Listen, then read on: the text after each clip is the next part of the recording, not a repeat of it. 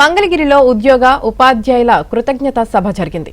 ఉమ్మడి కృష్ణా, గుంటూరు, ప్రకాశం జిల్లాల నుంచి ఉద్యోగ ఉపాధ్యాయులు, కుటుంబ సభ్యులు భారీగా తరలివచ్చారు. ముఖ్య అతిథులుగా ఎమ్మెల్సీలు ఆలపాటి రాజేంద్ర ప్రసాద్, వేపాడ చిరంజీవి, కంచర్ల శ్రీకాంత్, మాజీ ఎమ్మెల్సీలు అశోక్ బాబు, ఏఎస్ రామకృష్ణ హాజరయ్యారు. సీఎం చంద్రబాబు చిత్రపటానికి ఉద్యోగులు పాలాభిషేకం చేశారు.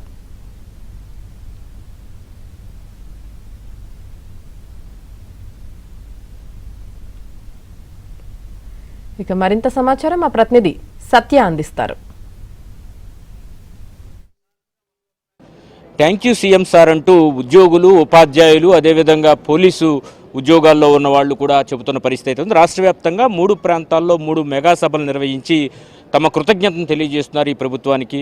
సిపిఎస్ నుంచి, కాంపెన్సేటరీ పెన్షన్ స్కీమ్ నుంచి ఓపీఎస్ అంటే ఓల్డ్ పెన్షన్ స్కీమ్కి వీరందరినీ కూడా మార్చిన పరిస్థితి. 2004కు ముందు నోటిఫికేషన్ జారీ అయిన వారందరినీ కూడా ఓపీఎస్లోకి మార్చడంతో వారంతా కూడా ఆనందం వ్యక్తం చేస్తున్నారు. ఇప్పటికే విశాఖపట్నంలో ఇటువంటి కృతజ్ఞతా సభను ఒకదాన్ని నిర్వహించారు. ఇప్పుడు ప్రస్తుతం అమరావతి ప్రాంతంలో మంగళగిరిలో సీకే కన్వెన్షన్ సెంటర్ వద్ద ఈ కృతజ్ఞతా సభను ఏర్పాటు చేశారు. ప్రస్తుతం మనతో మాట్లాడేందుకు ఆ ఉద్యోగులు ఉన్నారు. సిపిఎస్ ద్వారా నుంచి ఓపీఎస్కి మారిన వాళ్ళు. అమ్మ చెప్పండి, మీరు ఓపీఎస్కి మారారు కదా, ఈ ప్రభుత్వం అంటే ఎన్నాళ్ళ నుంచి మీ చిరకాని కోరిక, మీరు అనేక ఉద్యమాలు కూడా చేశారు, ఏం చెప్తారమ్మా? ఎన్నో ఉద్యమాలు చేశామండి.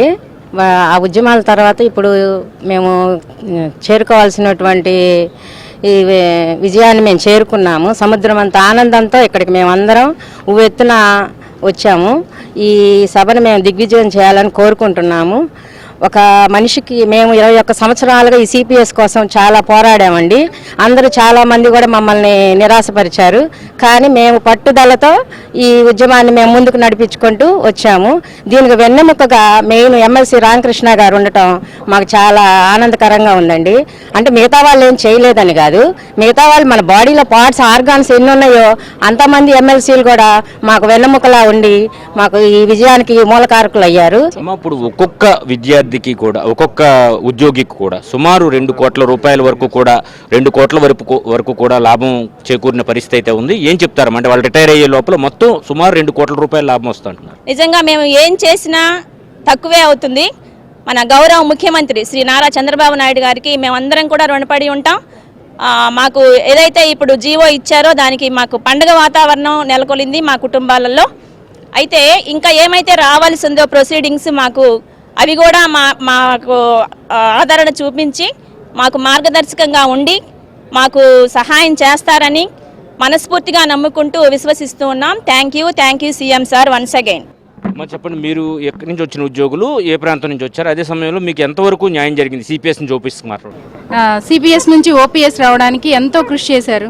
అయితే మనం ఎంత ప్రయత్నం చేసినా, ఎన్ని పోరాటాలు చేసినా దానికి పై వాళ్ళు వాళ్ళు దాన్ని మనల్ని అర్థం చేసుకుని వాళ్ళు ఒక నిర్ణయం తీసుకుంటేనే మన సమస్యలు పరిష్కారం అవుతాయి.